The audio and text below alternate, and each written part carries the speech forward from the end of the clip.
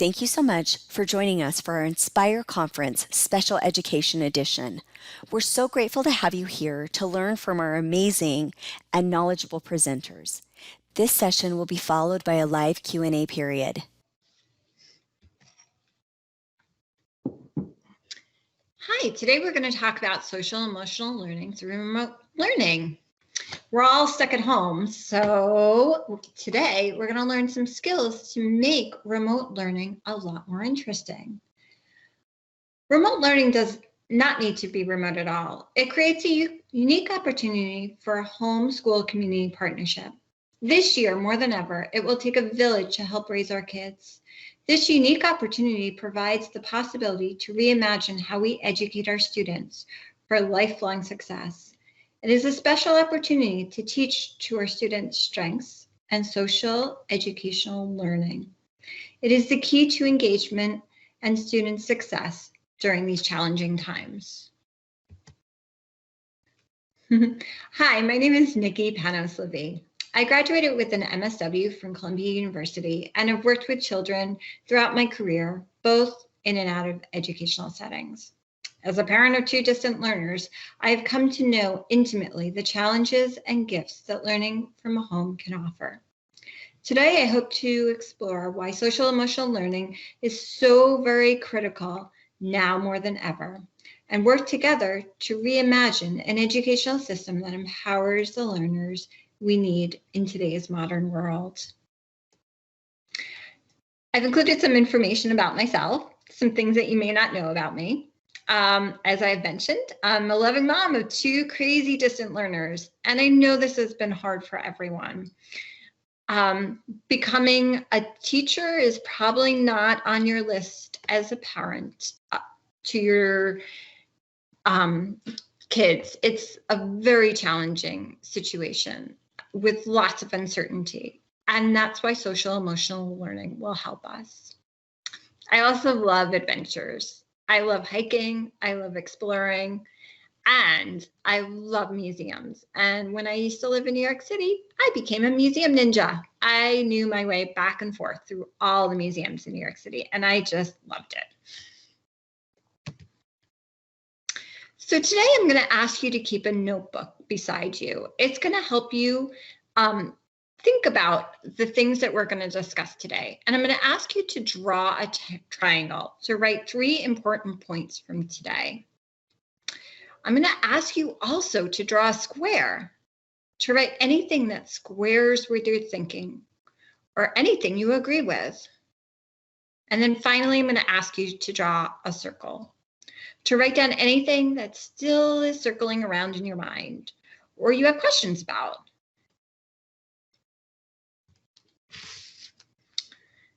So in today's session, I have 3 goals. The first one is to help you deeply understand the importance of social emotional learning and think critically about how we can implement and foster practices of social emotional learning to reimagine education.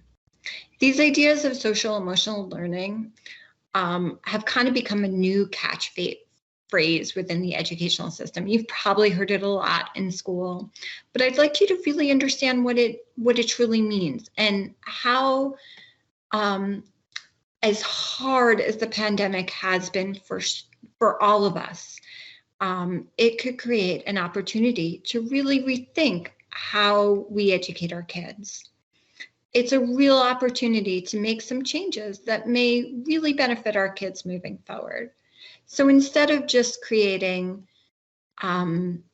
excellent learners or children that could spit out great information, we're creating the foundation for kids that could be exceptional in their careers, in their goals in life, and to feel more fulfilled.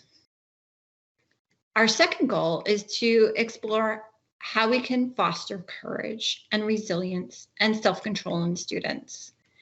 As a parent of 2 distant learners, I know it is often really hard to keep them focused, and with endless Zoom calls or online classes, it is a lot harder to stay focused than it would be in a traditional school setting. In this goal, I'm hoping we could talk a little bit together about new ways of encouraging self-control and resilience and courage for students, so that during those Zoom calls, perhaps they're participating more, perhaps they feel more engaged, perhaps they are getting more out of the class and wanting to learn more to become better citizens. Our third goal is why self-care and a strengths perspective are important for parents, educators, and students. Self-care is such an important piece of this. It is so hard for us adults, for teachers, for parents, for professionals. It is a balancing act that we never really quite signed up for. And on top of that, the uncertainty makes it that much more challenging. My hope is to provide some skills and some help to make this a little bit easier for everyone moving forward. So today I wanted to start with a question.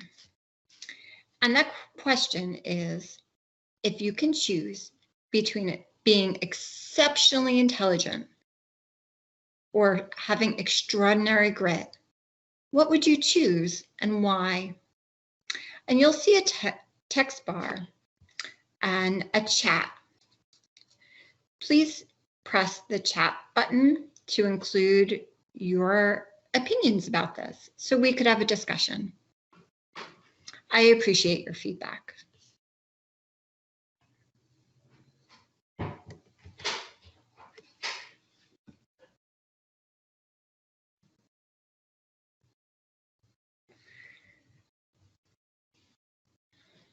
Angela Duckworth is not only the best-selling author of The Power of Passion and Perseverance, but also a MacArthur Genius grant writer and professor at the University of Pennsylvania Wharton School of Business. She also presented one of the most viewed TED Talks of all time and is considered a leading expert on our current understanding of grit.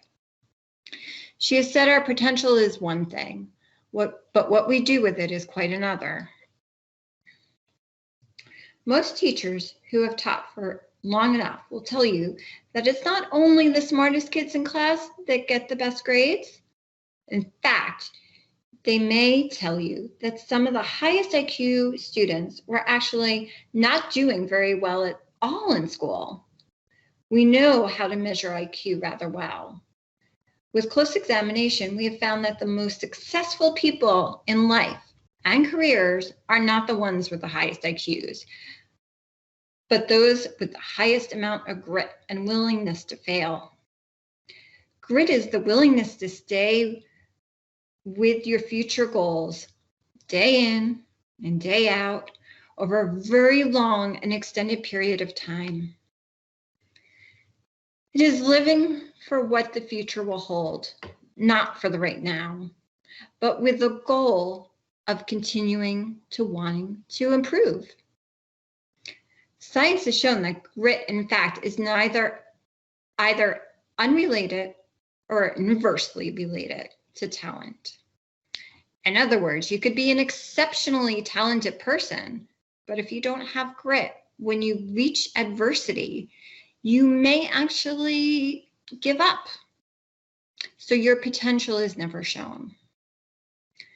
It is often the students that have had to work the hardest that have shown the most amount of grit. It is not entirely clear what factors most indicate grit, but one of the biggest indicators is having a growth mindset and a strong background in social emotional skills. So let's talk about Michael Jordan for a bit. You know, the basketball player. Many would say he's the best basketball star of all time. However, did you know he was not a natural at basketball? He was not the best on the team when he was in high school or when he played as a child. but he was always the hardest working. He was cut from his varsity team and not recruited by the college he wanted to play for. He also was not selected by the first two NBA teams. So what made him great? When he struggled in high school, he began to wake up at 6 a.m. every morning to practice before school. He knew he could develop and improve his skills with practice and with failure. He kept trying because he had a growth mindset.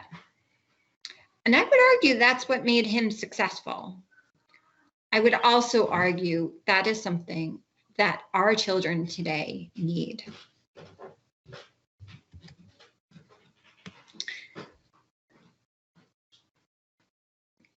Take a minute to consider the following and please share your thoughts. Are we educating our students with a drive for improvement, or does learning end with the achievement of grades? In other words, are we educating our students to be lifelong learners? Or when your student gets the grade, are they done learning about that subject? And what would you prefer? How do we insert passion when we are learning online? Passion seems to be a key of learning grit.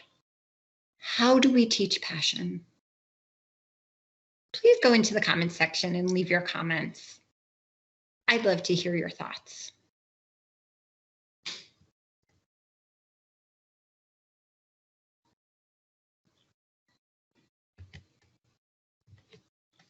Let's talk a bit about social emotional learning. This is a real big keyword in learning, online learning these days. But what does it really mean? Well, today we are educating the leaders of tomorrow, and I would suggest that perhaps it is time to evaluate whether the old models are working. Suicide rates and drug use among students have continued to rise, and stress from school is often considered a large contributing factor. With this in mind, we have begun educating remotely. It is time to embrace a new model that places social emotional learning at the forefront of how we educate, to focus on the process of learning rather than grades alone. Social emotional learning provides the soft skills today's employers are looking for and creates a pathway for all of our students to succeed. As school has moved online, you may have noticed your school has begun to place social emotional learning front and center for the very first time. My daughter's school even has devoted an entire day for students to develop these skills. But what is social emotional learning, and why is this the new buzzword within education? Social emotional learning incorporates 5 factors that include self-management, self-awareness, relationship skills, responsible decision-making, and social awareness. Let's talk about each separately and figure out what each really means. Self-management talks about goal setting. It talks about perseverance and stress management and impulse control and organizational skills and self-management. We need to be able to set goals if we're going to show grit. What are our future goals? I know that's hard to think about for a kindergartner or a first grader, but think about what a short-term goal may be, because that helps us provide perseverance. And how do we manage stress? On online learning, I believe we could all say we've encountered times when apps don't work, or the links aren't linking properly, or what if our internet goes down? Then what happens to our education? Stress management is an important factor. And it's especially important when we're all stuck together in the same house and emotions begin to rise and we don't have a way to escape one another. Impulse control is yet another one, closely related to stress management. I think you could remember with a young child, their impulse control may be very different than that of an older child.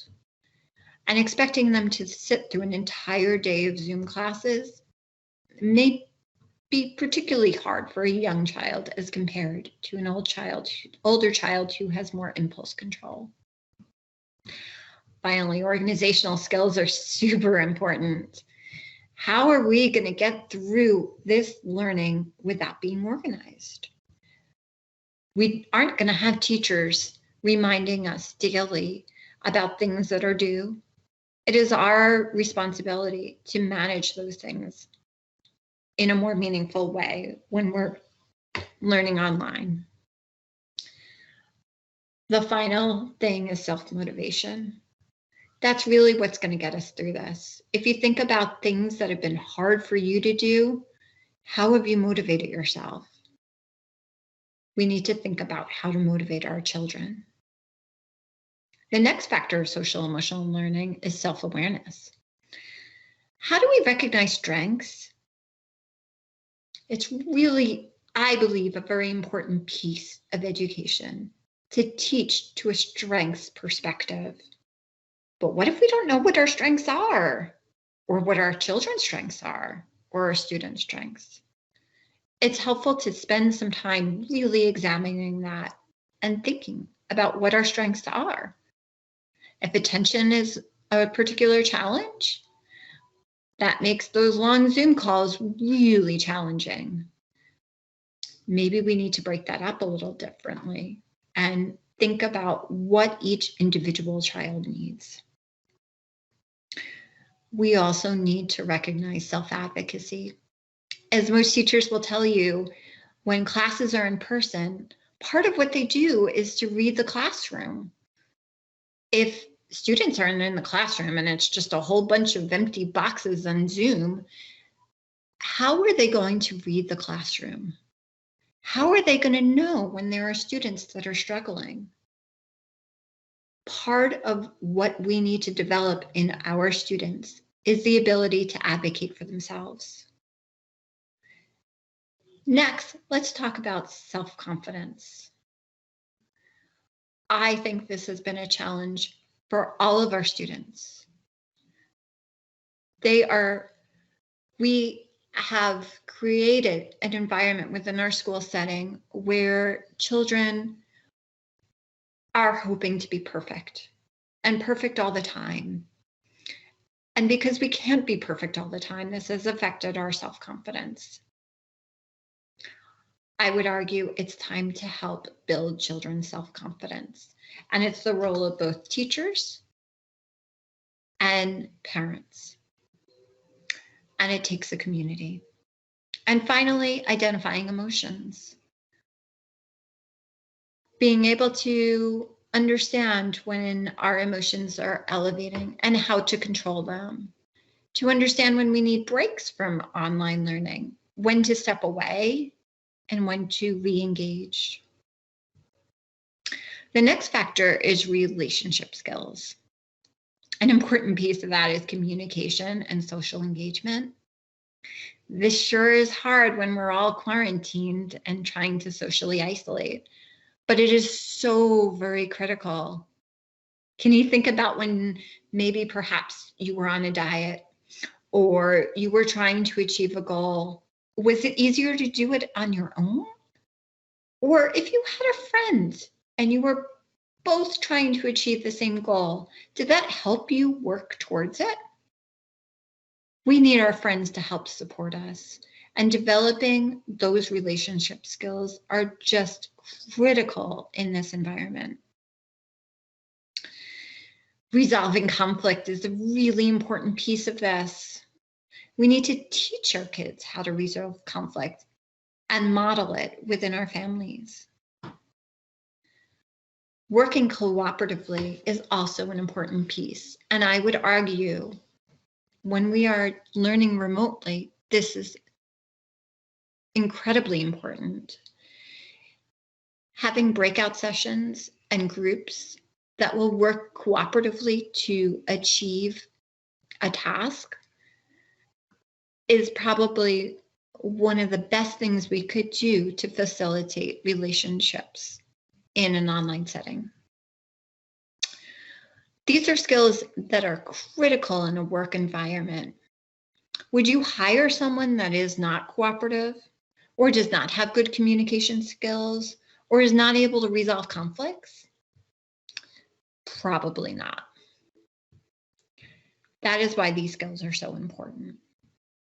Finally, another important skill is being able to help others and seeking help.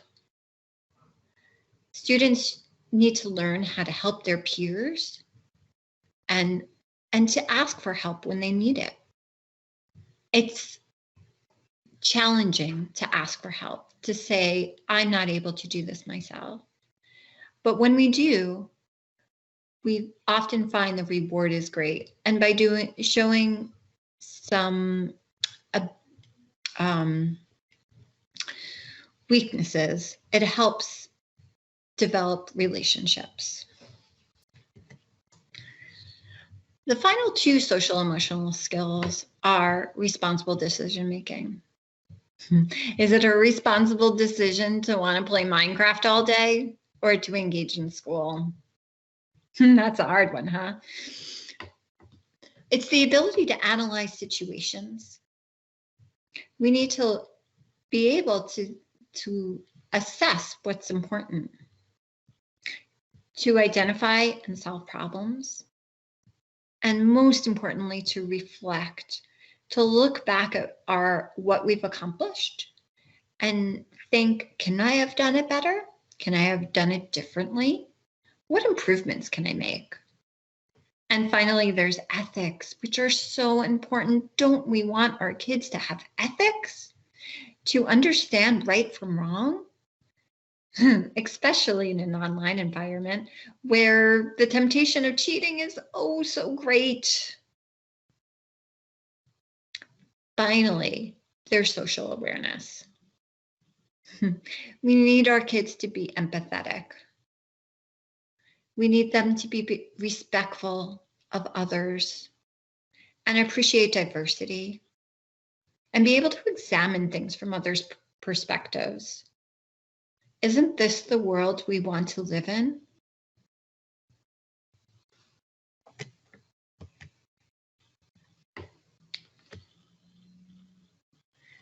The importance of social connection.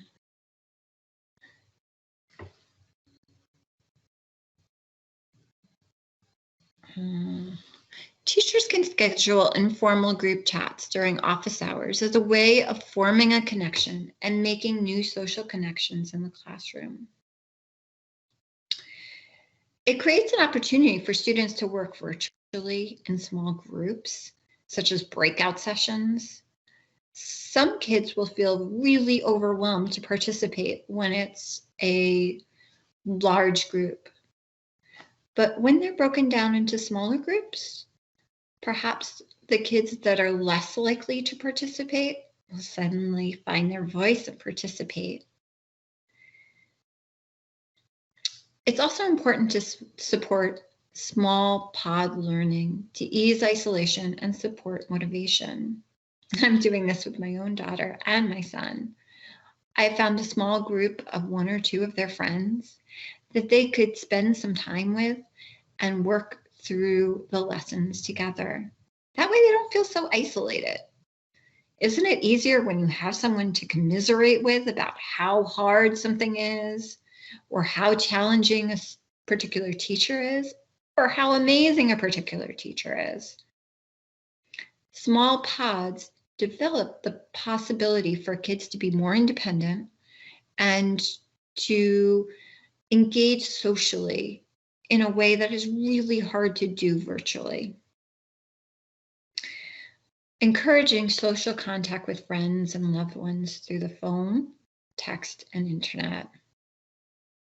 Some families may not feel comfortable with small pod learning.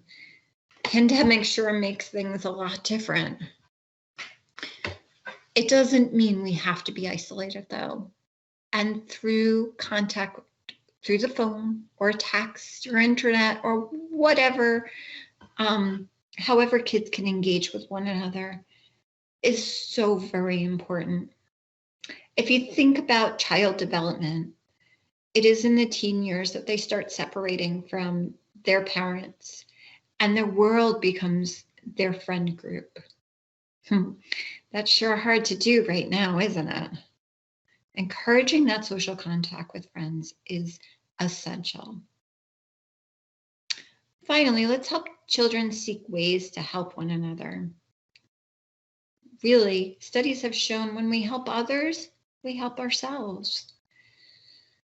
This isolation can feel really depressing, and the best way to repair ourselves is to be able to look outside of our own troubles, to see a larger world, and to be able to help others. It makes us feel so much more fulfilled. Finally, remember to utilize the team of helpers available in school. So that includes multidisciplinary teams of social workers, psychologists, and other specialists that exist within schools to engage all students and troubleshoot as issues arise. That may mean that the psychologists and social workers and specialists in school will team up with teachers and administrators to create social groups for kids that are particularly isolated. I know, for example, there's a child in my son's class who moved from Australia just as the pandemic hit. This is now his second year in the school, and he's never once stepped foot in the classroom. Can you imagine how isolating that must feel? Schools can provide virtual parent workshops. They can create a partnership with parents, providing the support and communication needed for a true partnership. I know for sure, as a parent, it is really helpful to learn how to do this because it is hard. Having workshops and partnering with teachers is one important way to make this feel just a little bit easier. Include some time in the day for unstructured socialization to ward off feelings of social isolation, either in small groups or through Zoom, Google Meets, or other online resources. I think school has become so structured online, and sometimes just unstructured socialization with friends that has no real goal is sometimes essential. Or weaknesses. Like, say, for example, writing was really hard for you, or reading, or gosh, how about attention? What would that do for your self-confidence? What would that do for your passion for learning? Now imagine if you were given the opportunity to learn in a system that focused on your personal strengths. Would you feel more confident? Would you be more engaged? Would it help to grow your passion for learning, thereby making you grittier? Distant learning provides teachers the opportunity to begin to teach to students' strengths, to ignite their passion, and to help build their self-esteem. It means assignments can be adjusted to teach to learners with different strengths. It does not mean that we have to ignore students' weaknesses, but instead, we use their strengths to engage them. We help students identify their own particular strengths to help them engage and stay motivated. This is where that partnership between teachers and parents becomes so critical to help nurture these strengths.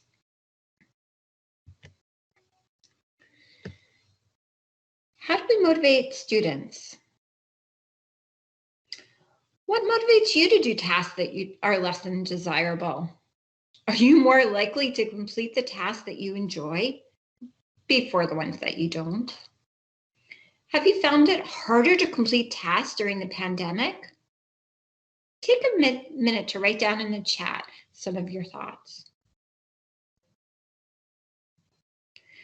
Ronald Fryer Jr., through his incentive studies at Harvard University, found that after spending more than $9.4 million in cash and material rewards on about 27,000 students, that those rewards had no effect on their school performance or on their grades. It has been found that material consequences do not motivate us, but rather personal enjoyment and meaningful learning creates intrinsic motivation. As humans, we are motivated to achieve through a need of competency, autonomy, and a need for personal relationships and connections. It is these factors that we must embrace to help our students stay motivated through this challenging time. We can help students feel confident by teaching to their strengths and utilizing a growth mindset for the skills they do not quite have yet. But most tasks in learning are not inherently fun or satisfying, and as students fall behind, they begin to feel less confident. Unfortunately, that's when parents step in to help and sometimes even do the work, making students feel even less autonomy. Students must feel a sense of belonging, independence, and growth to succeed. They must feel warmth and responsiveness from parents and educators to know that they are safe and life is going to be okay. Teaching your child can be hard. Often emotions rise and conflicts occur. Children may be the most respectful students in school, but sometimes that changes when the teacher goes by the name of mom and dad. It's easy for kids to show their frustration to those they love. And being on the receiving end of it is never fun. After these encounters, how do you feel? Do you feel exhausted and frustrated? Now try to focus on an assignment. Likely, you are not really feeling up to it, are you? This is what happens when our willpower is all used up to control our emotions. It may leave you feeling depleted with little left to complete the task at hand. It is important for us to understand these challenges as we support our children.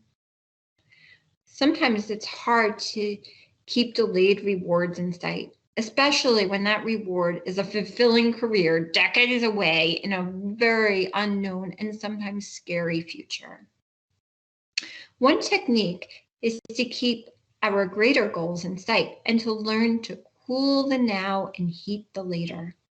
That means reminding students why a particular task, test, assignment may matter for the future. Delayed rewards are hard because though they may be consequential, they are so off in the distance that it is often hard to even envision them. For that reason, during a time of distant learning, using a system of cooling the now and heating the later helps. It means that when a text comes in from a friend during a class and it becomes distracting, it may make sense to remove the phone while you're working. That's cooling the impulse to engage in that text while you're working on an assignment, and rather using it as motivation to complete the work so the student has more time for that great text conversation with a friend when they're all done with their work. Another example may be a student that wants to play video games instead of engaging in class. I think I have one of those. Let's face it, the video games are probably more rewarding to the student when the class than that particular class at that moment. As a parent, we can step in and provide the video games as a reward once the student has finished engaging in the class. By delaying the video games, you have cooled the impulse to play, but heated that reward for focusing through class.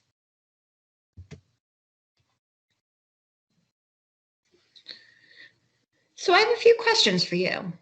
I'm going to read them, and you can tell me in the chat what you're thinking about. What motivates you to do tasks that are less than desirable?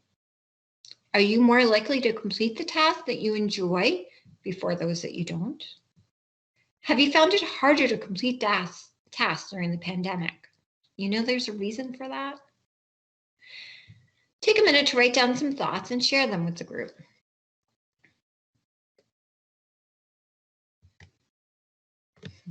Now we're going to talk a little bit about building a growth mindset.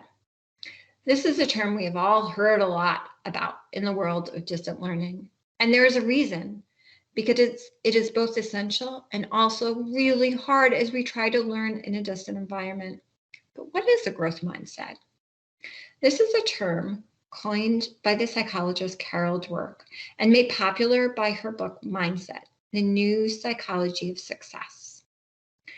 The belief is that there are two opposing mindsets.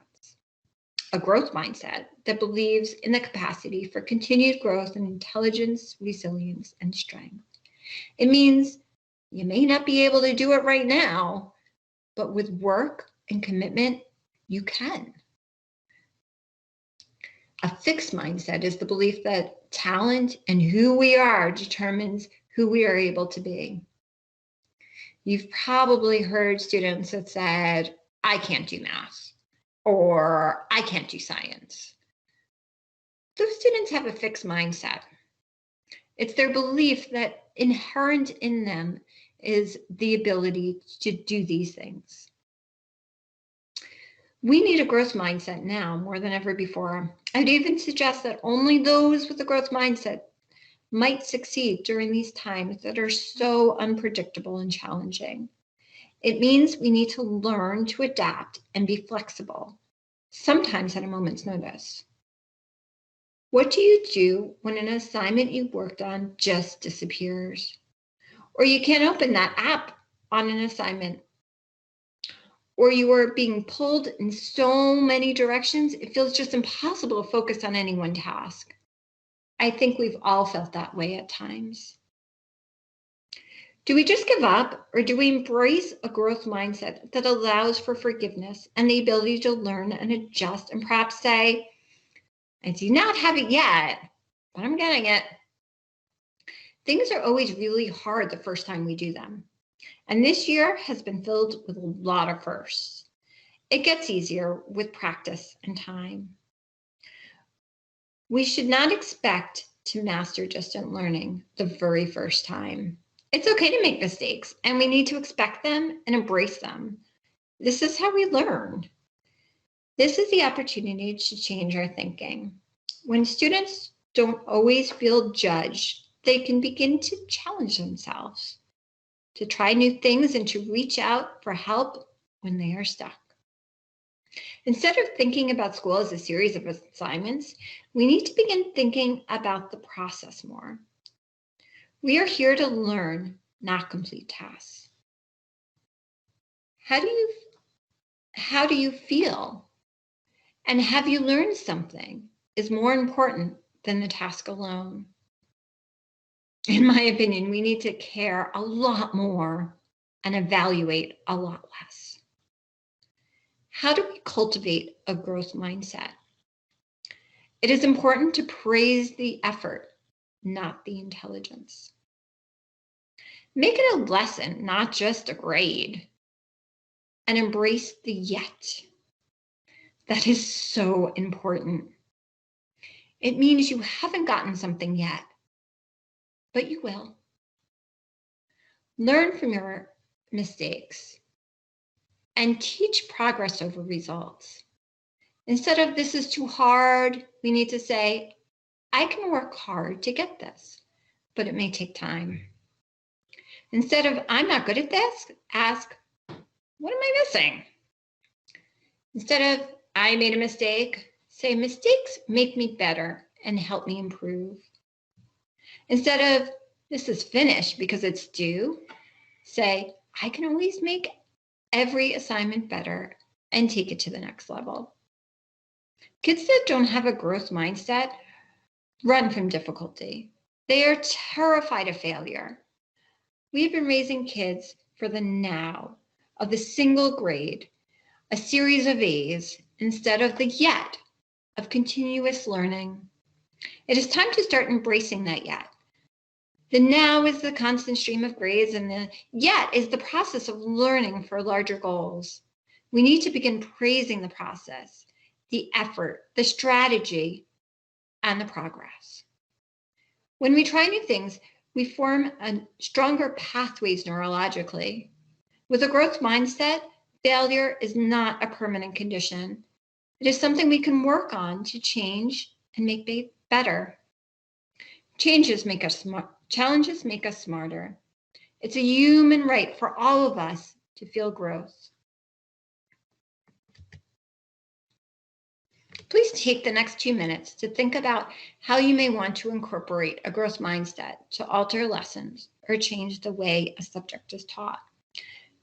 Jot down 3 changes you hope to make as we continue to learn from a distance. We would love you to share in the chat with the group so we can learn together. And when we rejoin, we'll begin to talk about the value of risk-taking.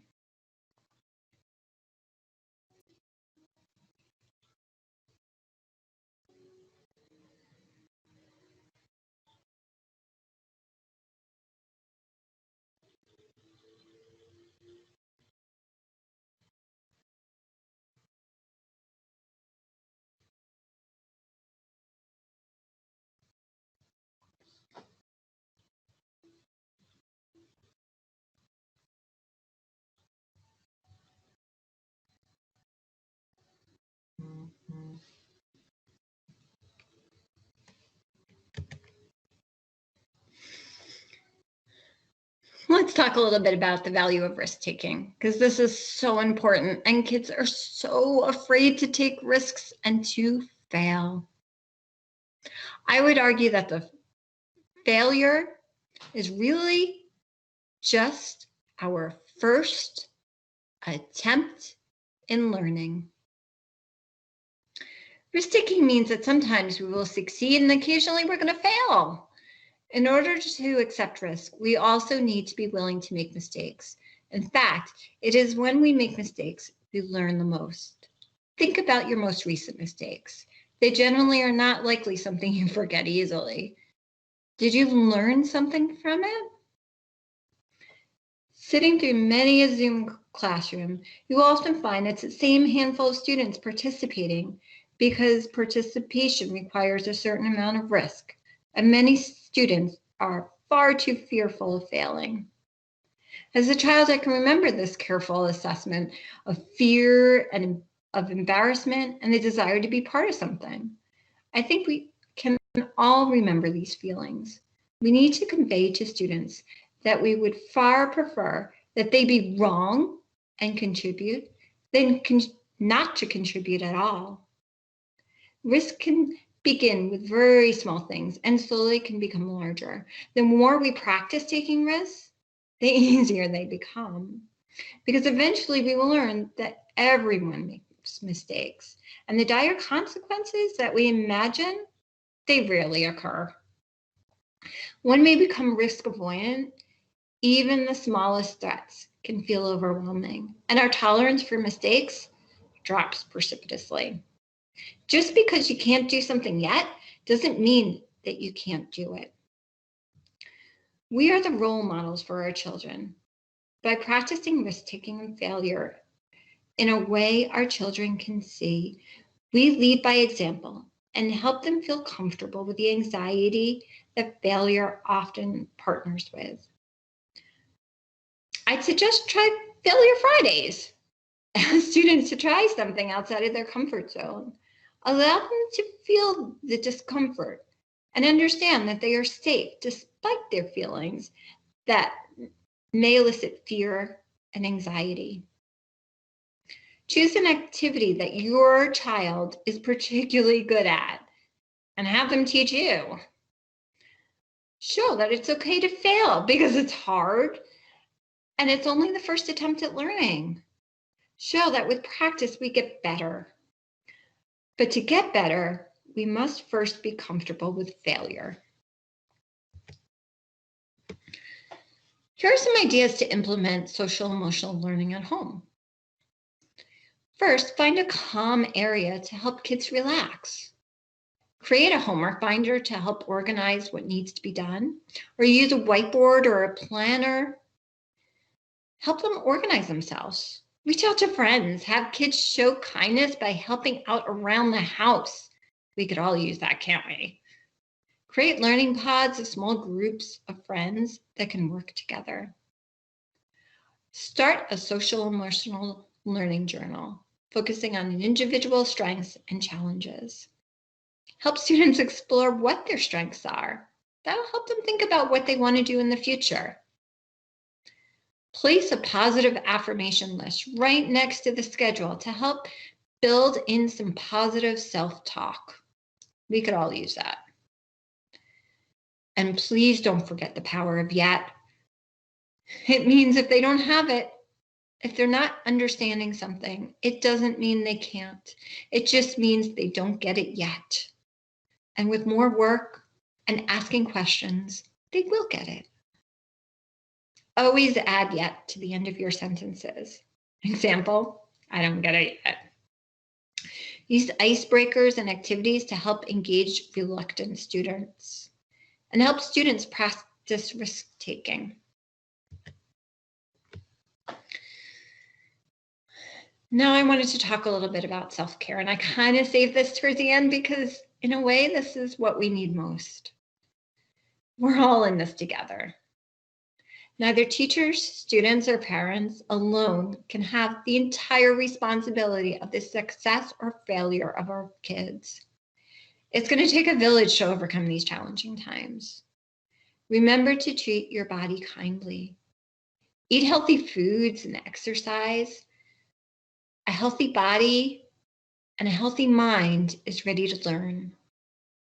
And be kind to yourself. Find what makes you happy and make sure you make it a priority. Things are not going to be great every day. That's okay. That's what life is like. But each day, we try to make it better. Finally, we cannot help others if we cannot help ourselves. This thing we're dealing with, it's hard, but you are not alone. So be kind to yourself. We cannot help our kids learn if we're too busy blaming ourselves for our failures.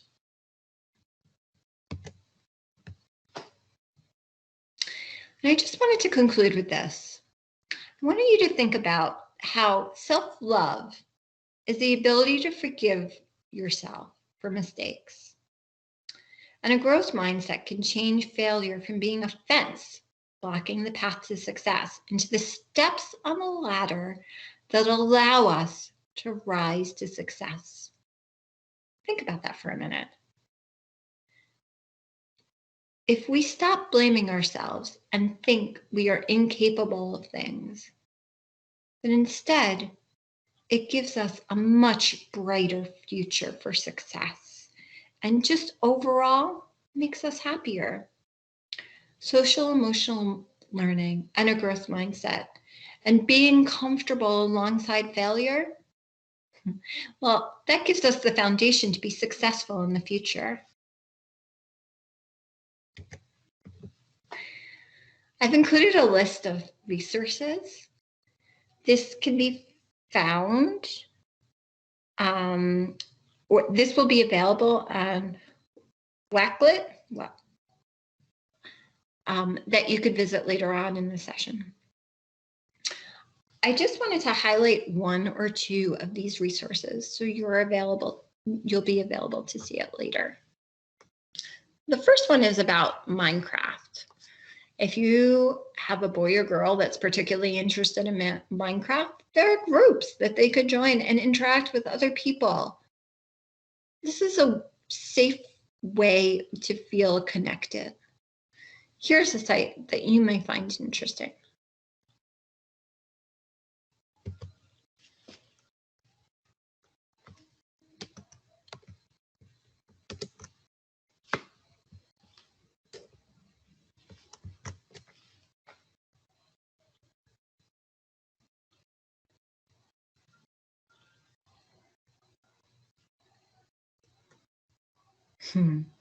I guess they're asking for a survey. We'll skip that today. Minecraft is just such an engaging way for boys and girls to think about another world. It gives their kids a brain break from the stress of school and to think creatively. I would strongly encourage trying it.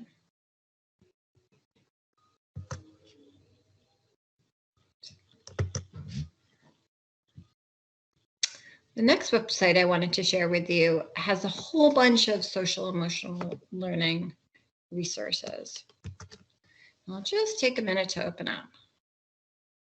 Okay, so there are thousands of resources here, just about everything that you can imagine. Each link focuses on a different perspective of social emotional learning. And I would encourage you to explore this website to find different worksheets or tools or activities that could help to engage in social emotional learning while we are remote. I hope you find these resources helpful.